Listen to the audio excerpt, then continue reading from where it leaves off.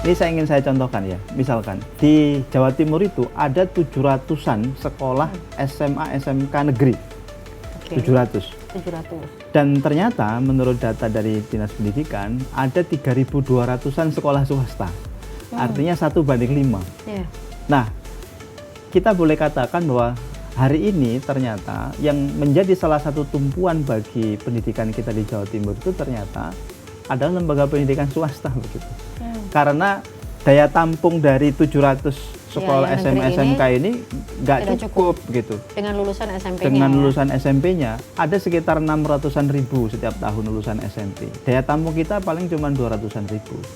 Sebenarnya dengan anggaran yang begitu besar di Provinsi Jawa Timur harus menjawab apa yang menjadi permasalahan pendidikan kita di akar rumput. Begitu. Apa yang harus pertama kali dilakukan berarti Pak? Kalau memang bahkan negeri saja tidak dijumpai di orang anak-anak dari keluarga yang mereka ini secara domisili itu jauh dari rumah itu, maka mereka kesempatan untuk bersekolah di sekolah negeri akan sirna begitu. Harapannya anak-anak ini mau sekolah dimanapun mereka mendapatkan kualitas yang sama begitu. pemerataan kualitas. Nah, kalau alat ukur kualitas, standarisasi kualitas itu misalkan instrumennya adalah akreditasi, maka pemerintah harus hadir mempermudah akreditasi, mendampingi, mensupport begitu akreditasi sekolah. Kalau alat ukur itu adalah kualitas guru yang mengajar, ya berarti sertifikasi dan pemerintah harus hadir begitu. Juga, betul.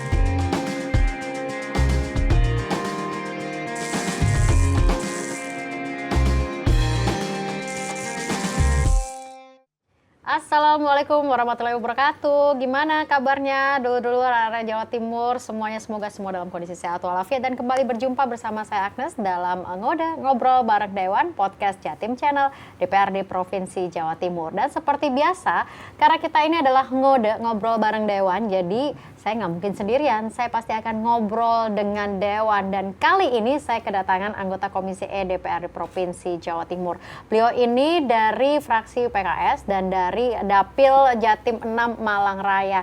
Nih, buat warga Malang Raya, kita akan ngobrol secara spesifik dan juga terkhusus untuk Jawa Timur, kita akan ngebicarain bahas tentang anggaran pendidikan. Apalagi sekarang kan juga sudah mau masuk musim sekolah ya.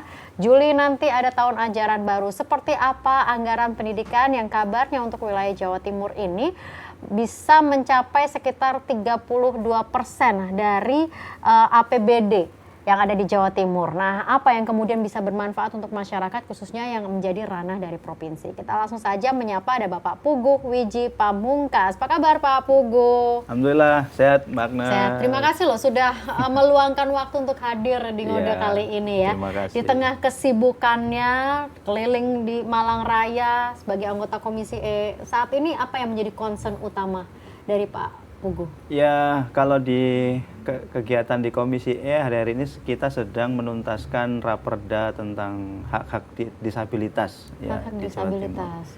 Dan selain itu juga kita menuntaskan beberapa agenda di Dapil ya. Kemarin rentetan dari reses, masa reses dan beberapa agenda yang lainnya tentu ya kesemuanya dalam rangka untuk menyerap aspirasi masyarakat. Nah, sebelum ngobrol khusus nih masalah alokasi anggaran, kemudian fasilitas apa yang bisa dihadirkan oleh pemerintah Provinsi Jawa Timur disupport oleh teman-teman Dewan, apa aspirasi yang terbaru ketika reses kemarin yang didapat dari masyarakat? Ya, tentu karena ini musim-musim penerimaan siswa baru ya. Salah satu yang menjadi aspirasi dari masyarakat dari beberapa titik masa reses kemarin itu adalah tentang akses pendidikan ya. Jadi memang ini menjadi salah satu catatan sekaligus pekerjaan rumah bagi pemerintah Provinsi Jawa Timur yang secara mandatori undang-undang diberikan kewenangan atau memiliki kewenangan untuk mengelola pendidikan menengah atas. Ya, SMA, SMK ya. Dan SLB. Nah, itu menjadi ranahnya, dan kita tahu bahwa Jawa Timur dengan wilayah yang cukup luas, jumlah penduduk yang begitu banyak, ya terbanyak kedua di Indonesia setelah Provinsi Jawa Barat. Tentu ini bukan pekerjaan atau bukan sesuatu yang gampang begitu. Memang butuh konsentrasi khusus ya. terutama terkait dengan beberapa hal yang menjadi aspirasinya masyarakat tadi itu. Accessibility mereka terhadap pendidikan ya di wilayah mereka masing-masing, dan kemudahan mereka di dalam mengakses ya pendidikan. Kemudahan mengakses ini maksudnya seperti apa? Apakah dari lokasi rumah ke sekolah atau juga termasuk dengan fasilitas-fasilitas lain yang menjadi suara masyarakat? Yang salah satu menjadi catatannya itu kan begini Mbak Agnes, antar satu wilayah, satu titik dengan titik yang lain di Jawa Timur ini kan kita ini masih cukup dipisahkan dengan jarak yang cukup jauh begitu ya. Artinya kalau kita berbicara tentang disparitas kualitas penyelenggaraan pendidikan, ini masih menjadi salah satu catatan yang cukup serius. Daerah-daerah yang pinggiran misalkan, atau saya sering sebut dengan daerah perifer, daerah pinggir-pinggir itu, tentu mereka kesempatan mereka untuk mendapatkan atau mengakses pendidikan yang berkualitas dalam tanda kutip, yang itu dimiliki mayoritas oleh lembaga pendidikan yang berada di tengah-tengah kota, itu kan berbeda, ya? Sangat kecil sekali begitu. Bahkan kalau kita boleh katakan, lembaga-lembaga pendidikan milik pemerintah, SMA negeri, SMK negeri, itu adanya di tengah kota, ya kan? Di daerah-daerah kecamatan pinggir itu mayoritas sangat jarang sekali. Begitu. Dan mereka kadangkala harus juga mengakses ke tengah kota kalau memang mau mencapai yang pendidikan yang berkualitas. Betul, dan itu kan tidak semua orang pada akhirnya. Nah ini kan menjadi salah satu catatan yang cukup serius begitu. Kalau kita berbicara tentang pemerataan pendidikan. Dan ini yang salah satu juga dikeluhkan oleh masyarakat gitu. Bagi mereka yang dalam tanda kutip ya tidak memiliki keberuntungan secara finansial atau ekonomi, ini kan harus sekolah ke tengah kota, harus mengakses pendidikan yang berkualitas, itu kan sesuatu banget besar, begitu. Betul. Butuh effort yang nggak mudah begitu. Sementara kalau mau yang di pinggir situ, pendidikannya juga masih harus dipertanyakan dan harus ditingkatkan juga, ya. Betul, nah itu yang menjadi catatan yang cukup serius begitu. Tapi mau tidak mau, karena kan kalau kita melihat anggaran, jujur sebenarnya cukup fantastis begitu kan. Fantastis itu artinya pemerintah tidak main-main dalam mengalokasikan anggaran terhadap pendidikan di wilayah Provinsi Jawa Timur. Ada kurang lebih sekitar 9,4 triliun, betul ya? Betul, kalau kurang lebih sekitar 9,4, berarti porsinya 32%. Kurang lebih 32%. Dari porsi APBD. Nah, dengan porsi yang cukup besar seperti itu, hampir mendekati 50%, itu berarti kan ada fokus pendidikan juga. Apa yang kemudian bisa digerakkan dengan anggaran seperti itu? Pengawalannya gimana? Karena kan kita butuh daya saing, sumber daya manusia juga. Betul. Salah satu output dari keberhasilan pendidikan kita itu kan daya saing ya. Dan alat ukur yang lain ada indeks pembangunan manusia dan sebagainya. Tetapi yang ingin saya sampaikan begini, 9,4 triliun kurang lebih ya. Dan bahkan di APBD 2026 ini anggaran pendidikan itu menempati ranking pertama di dalam alokasi APBD kita. Seyogyanya memang harus menjawab semua pertanyaan yang terjadi di lapangan. Salah satunya yang tadi itu terkait dengan adanya kesenjangan kualitas penyelenggaraan pendidikan antara daerah-daerah pinggir dengan daerah-daerah perkotaan begitu. Ini ingin saya contohkan ya, misalkan di Jawa Timur itu ada 700-an sekolah SMA SMK negeri. 700. Dan ternyata menurut data dari Dinas Pendidikan ada 3.200-an sekolah swasta. Artinya 1:5. Nah, kita boleh katakan bahwa hari ini ternyata yang menjadi salah satu tumpuan bagi pendidikan kita di Jawa Timur itu ternyata adalah lembaga pendidikan swasta begitu. Karena daya tampung dari 700 sekolah SMA SMK ini nggak cukup gitu. Dengan lulusan SMP-nya. Dengan lulusan SMP-nya ada sekitar 600-an ribu setiap tahun lulusan SMP. Daya tampung kita paling cuma 200-an ribu. Jadi nggak sebanding begitu. Nah, artinya hampir 60% anak-anak SMP atau MTS yang mau masuk SMA, SMK yang tidak tertampung itu pasti ke lembaga swasta. Dan ke lembaga swasta juga kadang berat juga di dan kalau sisi kita finansial juga. Kalau kita pertajam lagi, lembaga-lembaga pendidikan swasta itu mereka itulah yang kemudian eksistensinya yang berada di daerah-daerah pinggir. Lembaga pendidikan menengah atas yang negeri itu hampir jarang ditemukan di daerah-daerah pinggir. Justru beradanya di pusat, di tengah. Nah, begitu ini ya? yang saya sebut sebenarnya dengan anggaran yang begitu besar di Provinsi Jawa Timur harus menjawab apa yang menjadi permasalahan pendidikan kita di akar rumput. Begitu. Apa yang harus pertama kali dilakukan berarti Pak? Kalau memang bahkan negeri saja tidak dijumpai di daerah-daerah yang pinggir begitu kan. Artinya ketika masyarakat di pinggir ini pengen saya mau masuk negeri, larinya harus ke tengah. Iya. Kalau nggak ke tengah saya nggak bisa sekolah. Betul. Karena di situ ada swasta, finansial nggak cukup juga untuk masuk ke swasta. Apalagi sekarang model penerimaan siswa baru ini kan menggunakan sistem domisili. Ya, zonasi. Domisili sekarang berubah menjadi domisili. Domisili itu based on Google Map rumah yang tertera di kartu keluarga. Nah itu ditarik peta, diukur jaraknya dari rumahnya dia ke sekolah. Jadi diukur dari pilihan pertama sekolahnya, pilihan kedua, pilihan ketiga. Artinya apa? Orang anak-anak dari keluarga yang mereka ini secara domisili itu jauh dari rumah itu, maka mereka kesempatan untuk bersekolah di sekolah negeri akan sirna begitu. Saya memberikan catatan yang cukup serius ini. Di Kota Malang itu misalkan, saya contohkan. Di Kota Malang itu kan ada 5 kecamatan. Dulu ketika belum ada sistem domisili, sebelum ada proses SPMB seperti sekarang, di Kecamatan Klojen itu ada istilahnya itu SMA Tugu, SMA favorit. Ya, SMA favorit di Kota Malang itu ada SMA 1, SMA 3, SMA 4. Banyak yang pengen masuk sana. Dan ini jadi satu tempat begitu. Masuk di Kecamatan Klojen. Ketika diterapkan model sistem penerimaan dengan model domisili, maka ini menjadi tidak relevan gitu. Padahal ada satu kecamatan di Kota Malang yang namanya Kecamatan Blimbing itu tidak punya SMA negeri. Sehingga anak-anak yang dia secara definitif tempat tinggalnya itu di Kecamatan Blimbing tidak bisa mengakses untuk masuk ke SMA negeri, meskipun itu jaraknya sebenarnya nggak jauh. Akhirnya yang paling dekat itu ke SMA 9 misalnya. SMA 9 dari Kecamatan Blimbing itu berbatasan. Itu SMA 9 itu berada di Kecamatan Lokwaru, sangat berbatasan dengan Kecamatan Blimbing. Itu banyak sekali dijumpai permasalahan aspirasi dari masyarakat.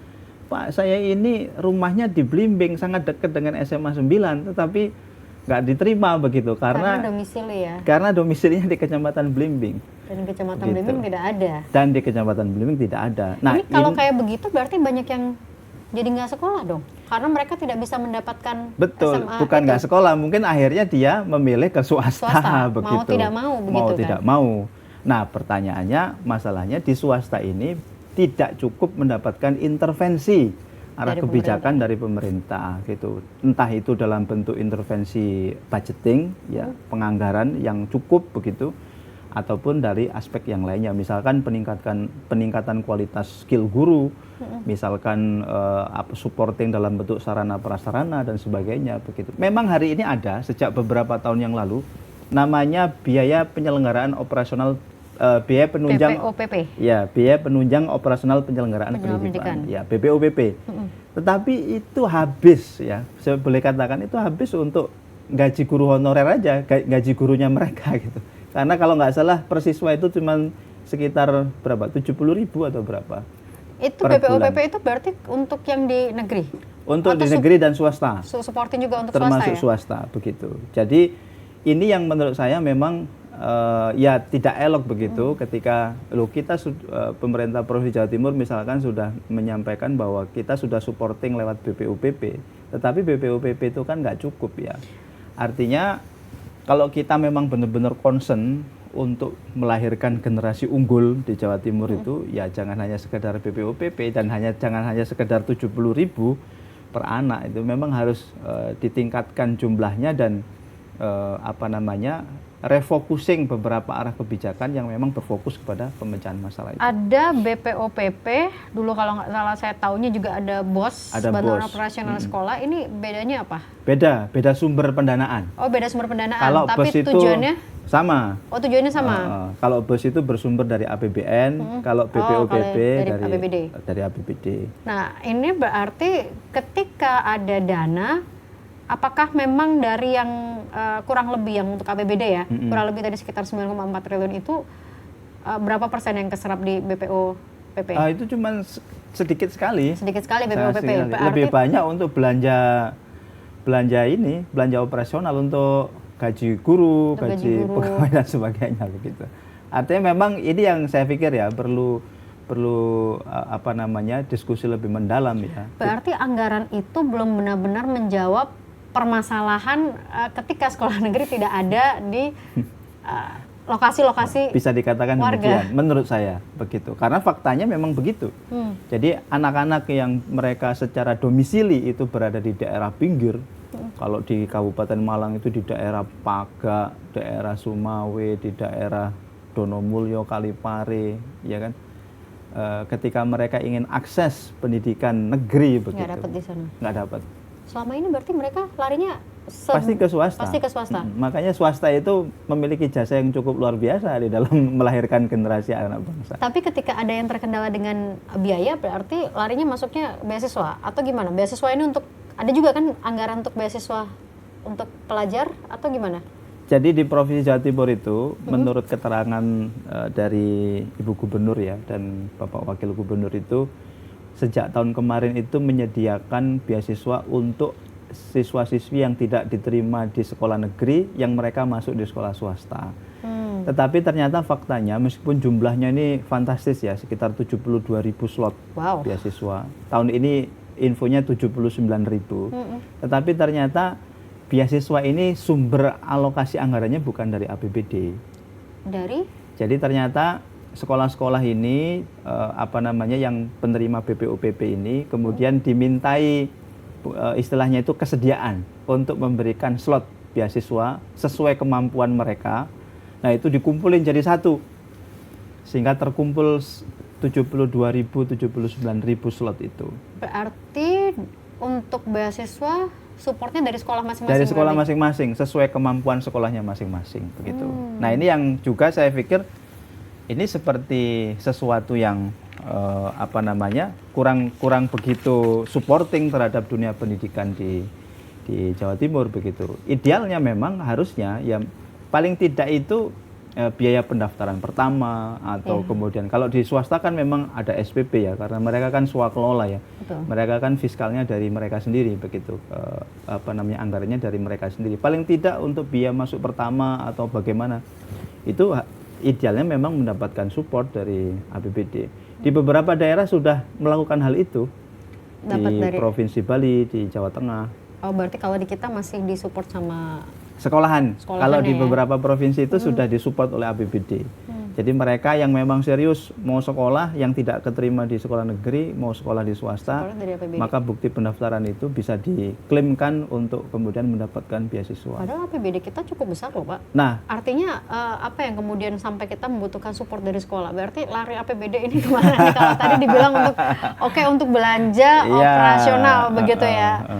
Terus gimana ini? Saya pikir ini yang saya sebut kita perlu refocusing arah kebijakan pendidikan begitu. Terkadang kita itu menganggap sesuatu urgent padahal ini tidak menjawab kebutuhan di masyarakat gitu.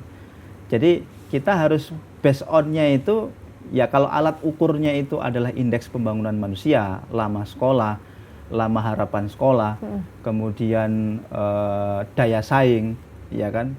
Ini harus benar-benar kita kejar gitu. Daya saing itu untuk siapa? Ya untuk semua anak yang ada di Jawa Timur, bukan hanya anak yang tinggalnya di perkotaan. Nah, ini yang menurut saya harus menjadi salah satu arah kebijakan yang perlu untuk diseriusi begitu. Karena ya apapun itu Jawa Timur pemilik jumlah penduduk terbanyak kedua. Indonesia is backbone Jawa Timur adalah backbone-nya Indonesia. Kenapa saya katakan demikian? Karena manpower-nya pembangunan bangsa itu ya sumber daya manusia yang unggul begitu.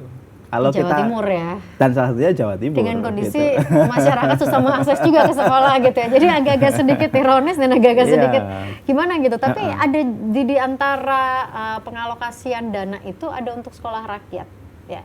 Ini gimana sih konsep sekolah rakyat? Secara officially sekolah rakyat itu miliknya pemerintah pusat ya. Oh, dari nasional ya berarti. Dari nasional. Jadi pemerintah provinsi dan pemerintah kabupaten kota ini hanya diminta sumbangsih kontribusi ya, salah satunya untuk menyiapkan tempat lokasi lahan sementara ya. Karena yang definitif itu kan dibangun oleh kementerian ya, oleh pemerintah pusat. Jadi secara officially memang itu pekerjaan pemerintah pusat. Tapi sudah ada yang berdiri juga di Jawa Timur untuk sekolah kalau rakyat? Berdiri sejauh ini yang saya lihat belum ada ya dalam proses membangun semua. Masih membangun. Tapi nggak menjawab persoalan, nggak artinya sekolah rakyat ini kemudian berada di titik-titik yang memang akses sekolah tidak ada gitu. Jadi begini, saya lanjutkan ya. Tetapi secara operasional sekolah rakyat ini sudah berjalan ya di beberapa titik sesuai dengan kewenangannya. Jadi kalau sekolah rakyat menengah atas itu kewenangannya provinsi, sekolah rakyat menengah pertama itu untuk kabupaten kota, termasuk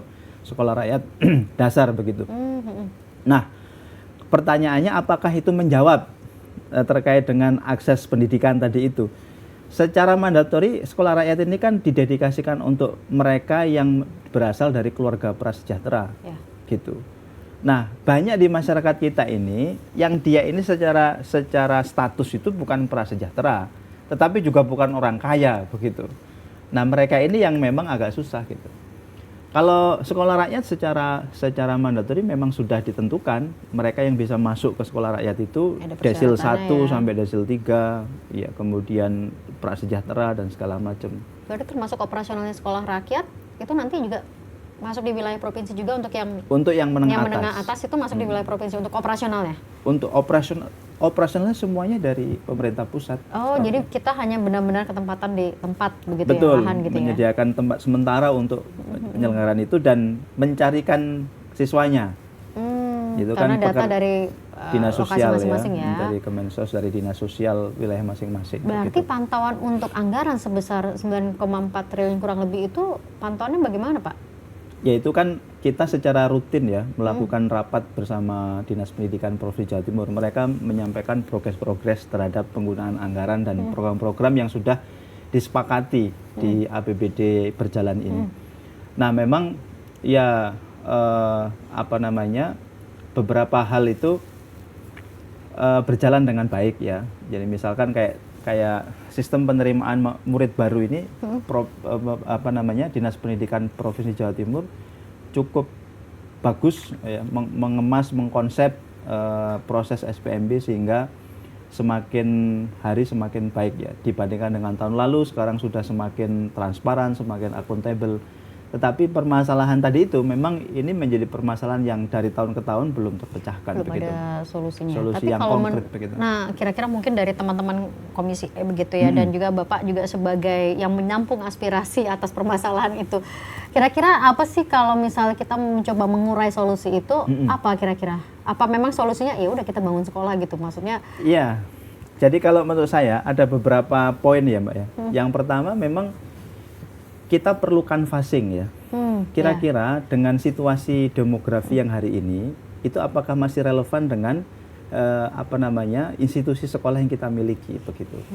Apakah masih relevan ini? Kita punya 778 sekolah SMA SMK di seluruh Jawa Timur dengan kondisi demografi yang sekarang. Kemudian yang kedua, apakah masih relevan dengan positioning sekolah yang hari ini ada dengan kemudian sebaran demografi yang hari ini terjadi. Tadi seperti yang saya contohkan, di Kecamatan Klojen itu ada 3 sekolah favorit SMA Tugu itu. Padahal di sebelahnya ada Kecamatan Blimbing yang tidak punya sekolah. Gitu. Sehingga mereka ini kan repot ya, meskipun klaimnya di sistem SPMB itu ada sistem rayon dan sebagainya, tetapi faktanya ya tetap aja sistem itu kan mendeteksi alamat yang paling dekat begitu. Ketika alamat yang paling dekat itu sudah terserap semua, selesai. Otomatis yang di luar itu kan nggak tutup ya, sudah close langsung ya. Karena memang kalau sistem kan memang nggak bisa diutak-atik ya Pak ya. Berarti nggak ada intervensi bantuan untuk mereka. Pak, nah itu yang saya kritisi begitu. Harusnya di sistem itu bisa mendeteksi demikian. Jadi kalau misalkan ada satu kecamatan yang di situ jumlah penduduknya cukup banyak dan belum ada SMA, harusnya di sistem itu didesain, dimodifikasi sedemikian rupa sehingga anak-anak yang dari kecamatan itu bisa tetap tertampung begitu. Nah, ini kenapa penting? Canvassing itu kenapa penting? Agar kita mengetahui betul, ya kan, apakah dengan positioning jumlah SMA SMK yang sekarang ada itu masih relevan. Kalau memang tidak relevan, ya opsinya memang harus menambah sekolah baru. Begitu. Nah, tentu dengan menambah sekolah baru ini tetap harus kemudian diperhitungkan dengan sekolah-sekolah swasta yang sudah existing. Perlu dikaji. Jangan sampai kemudian nanti apakah lebih baik itu memberikan intervensi berupa anggaran dan sejenak kepada sekolah swasta, ataukah lebih baik membangun baru begitu. Ini yang perlu ada kajian yang cukup mendalam begitu. Karena memang ya sekolah-sekolah swasta ini di daerah pinggir-pinggir itu sangat membantu sekali. Dan selama ini berarti kajian itu belum pernah dilakukan berarti ya Pak ya? Saya pikir belum ada kajian yang spesifik mengarah ke sana begitu. Nah, berarti habis ini harus langsung dilakukan ya kayak paling nggak ini kan sudah mau berjalan ya tahun ajaran baru. Paling nggak tahun ajaran depan itu jangan sampai kita ngobrolnya tuh masih permasalahannya sama gitu ya. Kan, mungkin boleh sambil menikmati minum juga nih supaya tidak bingung nih dengan solusi yang tidak pernah ada. Tapi memang menarik karena ketika anak punya niat untuk sekolah begitu ya, tapi ternyata ada gedung-gedung yang, dan itu pun kalau misalnya membangun baru itu pun juga pasti butuh proses.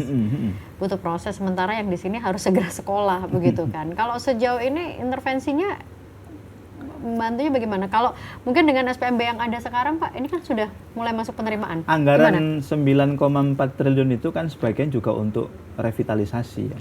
Revitalisasi, penambahan revitalisasi gedung sekolah, untuk kemudian penambahan ruang baru dan seterusnya.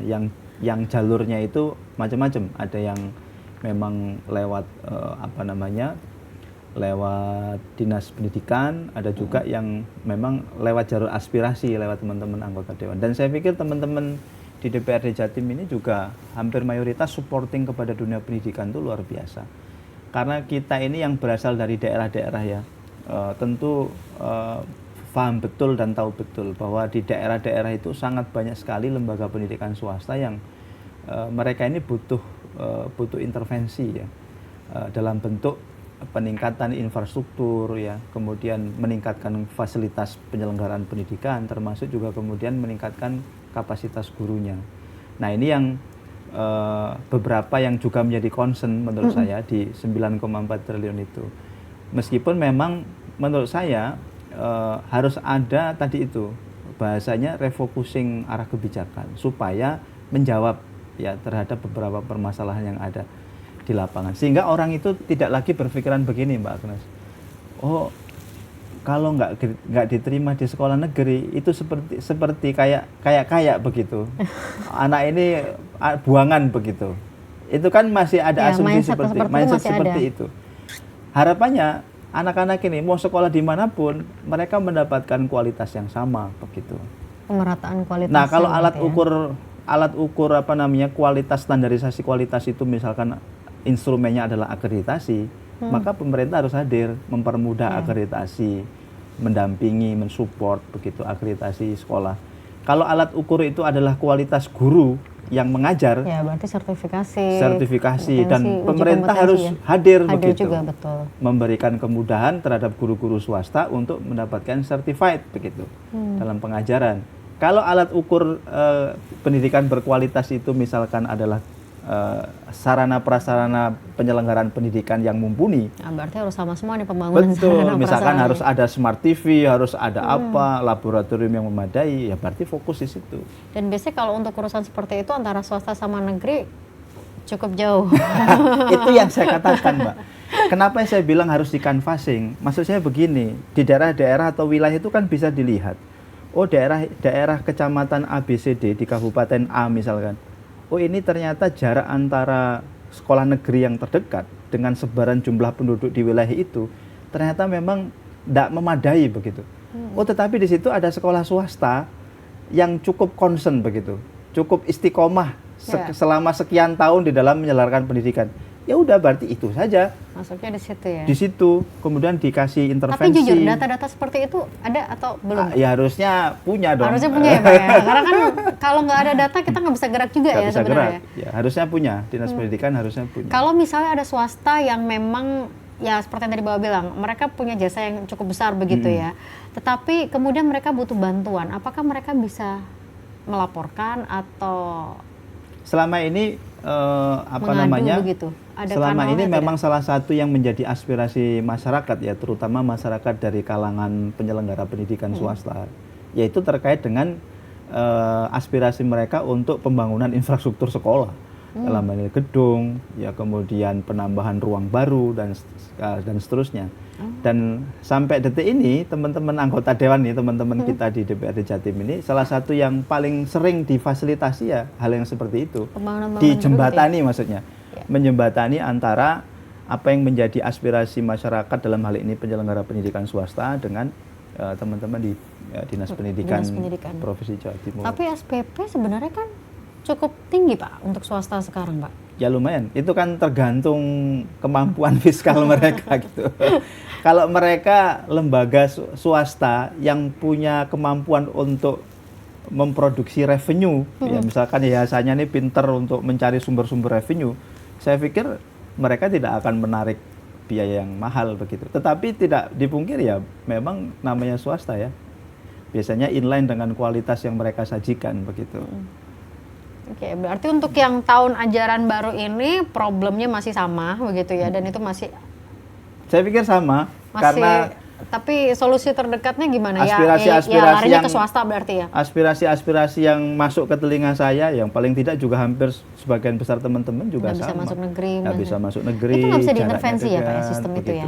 Sistem itu tidak bisa diintervensi. Ya, yang bisa melakukan editing dan koreksi itu kan teman-teman di Dinas Pendidikan ya. Kita ini kan sebagaimana kewenangan kita melakukan fungsi pengawasan kan, kita menyampaikan saja aspirasi dari masyarakat. Oh, ternyata seperti itu dan sebagainya, dan rekomendasinya harap ada perbaikan dan seterusnya begitu. Ya harapannya ini menjadi salah satu menjadi salah satu bahan yang ke depan ini bisa dijadikan sebagai bahan untuk melakukan modifikasi lah ya sistem, kemudian arah kebijakan dan fokus arah kebijakan yang dimiliki oleh pendidikan di Jawa Timur, saya pikir itu. Oke. Nah ini kan yang menarik juga ketika mungkin ada yang pengen dapat, kalau tadi kan mungkin swasta mengadu begitu ya, kalau masyarakat atau pelajar pengen dapat beasiswa itu kanalnya kemana? Ya, ini cukup menarik. Yang beasiswa yang mana nih? Oh, ada beasiswa apa aja dulu nih, supaya jelas juga di masyarakat. Karena jangan-jangan juga masyarakat mungkin cuma tahu satu kadang, tapi kalau tahu semua kan bisa kita baca dengan beasiswa 1, beasiswa 2. Beasiswanya ada apa aja Pak? Itu masuknya di APBD semua? Ya, yang tadi saya sampaikan itu. Oh, yang supporting dari sekolah tadi ya? Supporting dari sekolah. Jadi menurut keterangan. Yang dari APBD nggak ada Pak untuk beasiswa? Yang dari APBD tidak ada, setahu saya. Memang tidak ada. Cuman di PABBD 2025 kemarin kita mensupport Dinas Pendidikan dengan mengalokasikan pokok-pokok pikiran kita sebagai anggota DPR itu untuk diwujudkan dalam bentuk beasiswa. Jadi kemarin kebetulan saya juga mengalokasikan sekitar 350 untuk anak-anak sekolah dari keluarga prasejahtera. Itu mereka dapat beasiswa 1 juta rupiah per anak. Nah, saya berpikir waktu itu kita bisa gitu. Nah, kenapa untuk SPMB ini tidak bisa gitu? Harusnya kan bisa. Udah ketemu belum Pak hasil pikirannya? Kenapa gitu? Yang fokus untuk anak-anak tadi itu yang nggak keterima di SMA negeri, mereka diberikan beasiswa untuk daftar ke SMA swasta. Sehingga juga SMA swasta ini semacam kayak punya semangat baru begitu. Kita diperhatikan sama pemerintah provinsi, Dinas Pendidikan untuk menyelenggarakan pendidikan yang berkualitas begitu. Balik lagi, kalau beasiswa berarti gimana cara mencari beasiswanya? Menurut keterangan dari Dinas Pendidikan, beasiswa yang tadi disebutkan 72.000, 79.000 itu yang disediakan oleh sekolah masing-masing itu bisa diakses di websitenya SPMB. Pemprov Jatim. Sudah ada di website sudah ada ya? Di situ, termasuk slot dari masing-masing sekolah swasta sudah ada di situ. Oh ya, untuk yang slot sekolah-sekolah swasta juga sudah masuk situ ya? Oke, berarti mereka harus aktif. Ketika mungkin tidak keterima, berarti langsung aktif untuk mencari begitu ya? Saya cukup mengapresiasi ya langkah progresif Dinas Pendidikan Provinsi Jawa Timur yang bertransformasi dari konvensional ke digital. Paling tidak sejak SPMB tahun kemarin. Ya, sejak diberlakukannya model zonasi ke domisili, lalu mereka membuat pendekatan berbasis digital proses SPMB ya, penerimaan murid baru itu, dan ini semakin kesini semakin akuntabel, semakin enak. Jadi memang tantangannya sesuatu yang bertransformasi dari konvensional ke digital ini kan ya, butuh adaptasi. Ya Pak ya, karena kita mungkin beberapa generasi adalah generasi-generasi yang lama. Iya, cukup yang bagus. sangat susah untuk beradaptasi. Jadi daftar itu tidak perlu ngantri kayak zaman dulu, sekarang sudah cukup diakses lewat handphone, lewat PC, lewat laptop. Dan gitu. semakin dari tahun ke tahun kendala untuk mengakses digital ini sudah semakin baik berkurang. Sudah ya? semakin baik. Masalah begitu. PIN dan segala macamnya Betul, itu sudah. Kalau misalnya kalau kita berkata terkait dengan sekolah begitu ya, ada SMA, ada SMK yang berada di bawah provinsi. Nah, untuk memastikan bahwa SMK kita ini menghasilkan sumber daya yang berkualitas gimana nih? Ya, sampai hari ini tuh kan masih ada moratorium pendirian SMA.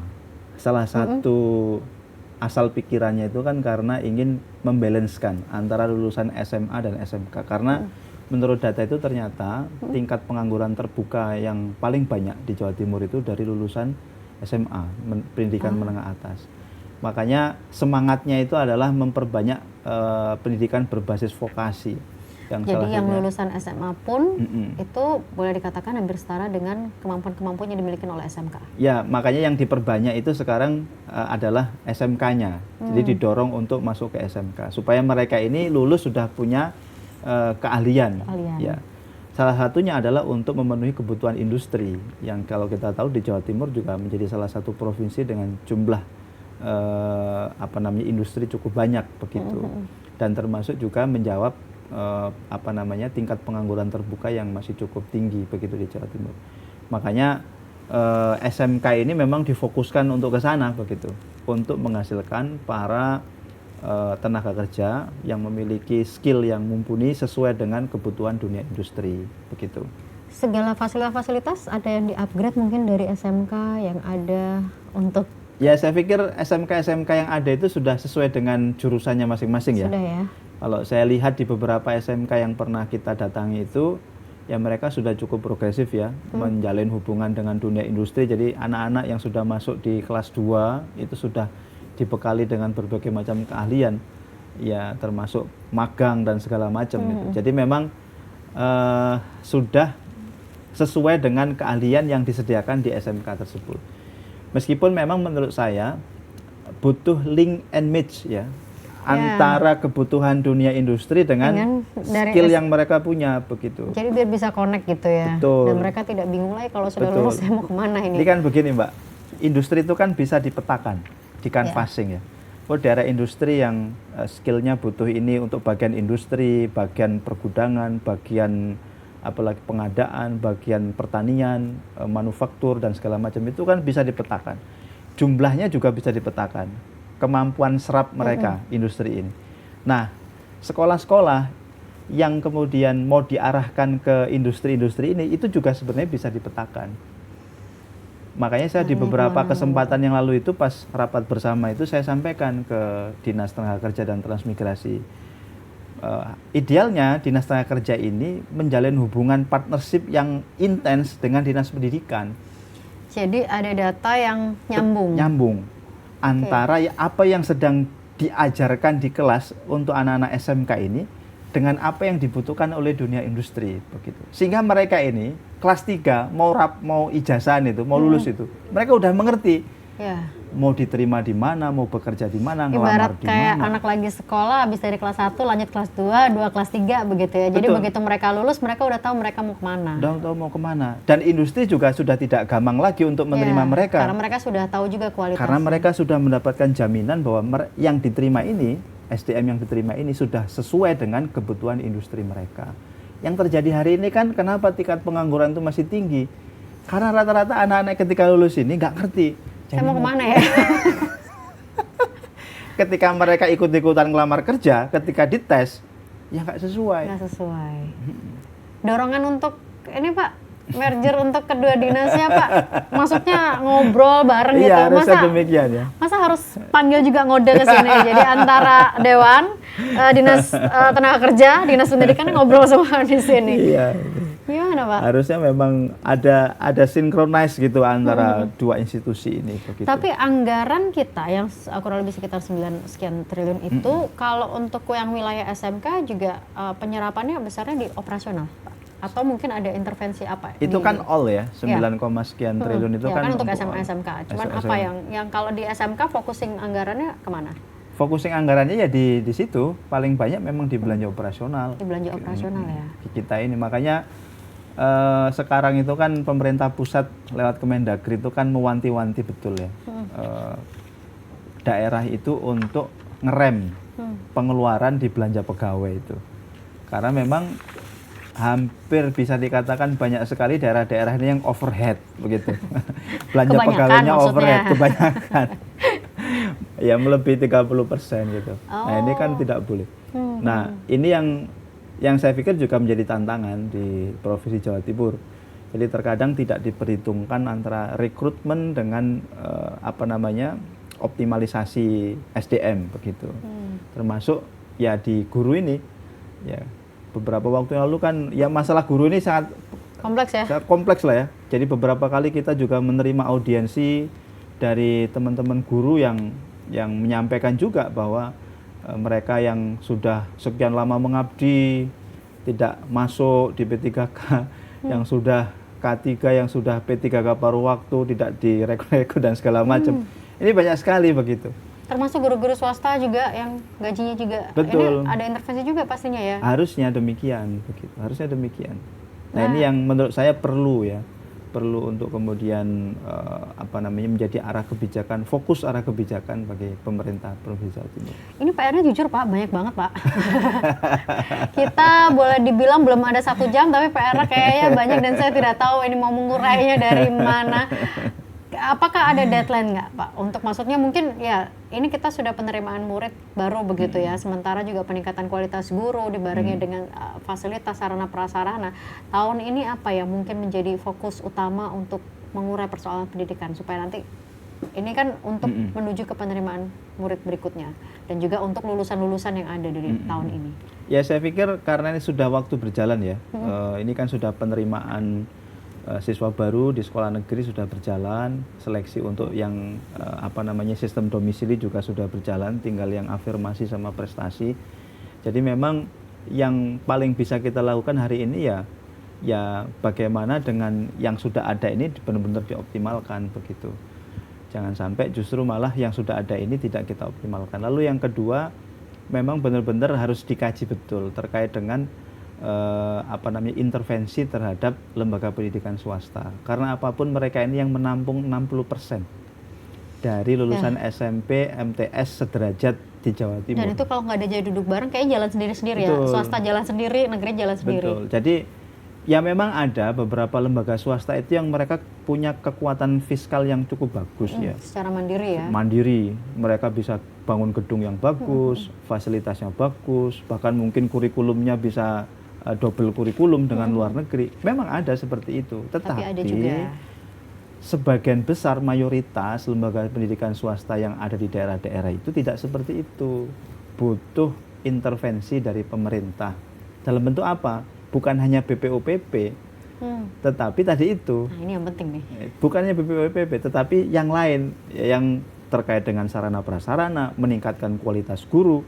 Tadi kalau memang alat ukurnya itu adalah akreditasi sekolah, dibantu akreditasi sekolahnya. Kalau dari gurunya, dari sertifikasinya ya. Pemerintah harus hadir. Kalau peran serta masyarakat, Pak Bubu secara singkat, gimana masyarakat mungkin mengajukan aspirasi selain pastinya mungkin dari reses teman-teman Dewan, kemana masyarakat ini harus menyuarakan suaranya supaya didengar nih oleh pemerintah, supaya nggak cuma sekedar kita ngobrol-ngobrol aja tapi nggak ada solusi. Ya kalau di DPRD Jatim ini kan kita sekarang sudah lebih bagus ya, kita membuka ruang aspirasi itu bukan hanya offline, online pun juga ada begitu. Jadi lewat kanal-kanal tapi dibaca dan ditindaklanjuti ya Pak ya. Takutnya online tapi dibaca doang.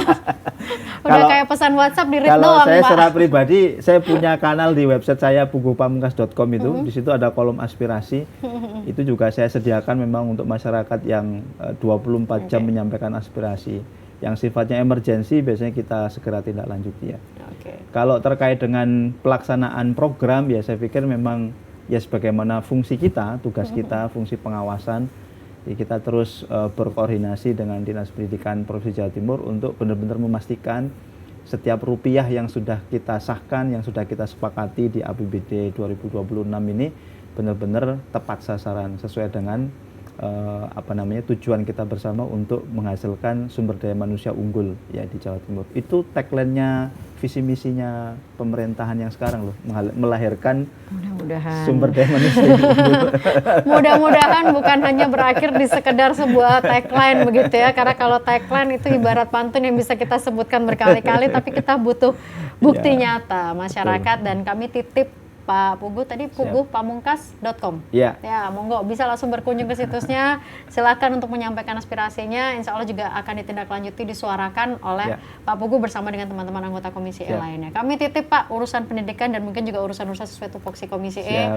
Mudah-mudahan sekali lagi ini bisa memberikan hasil yang maksimal, khususnya juga untuk SDM yang unggul di Provinsi Jawa Timur. Pak Pugu, terima kasih sudah hadir untuk ngobrol bareng Dewan di podcast Jatim Channel DPRD Provinsi Jawa Timur. Mudah-mudahan ini bermanfaat dan khususnya untuk benar-benar bisa ditindaklanjuti oleh pemerintah Provinsi Jawa Timur untuk memberikan akses, fasilitas, sarana prasarana pendidikan yang terbaik untuk menghasilkan SDM yang unggul untuk Jawa Timur. Saya Agnes pamit, ketemu lagi di ngode lainnya. Sampai jumpa.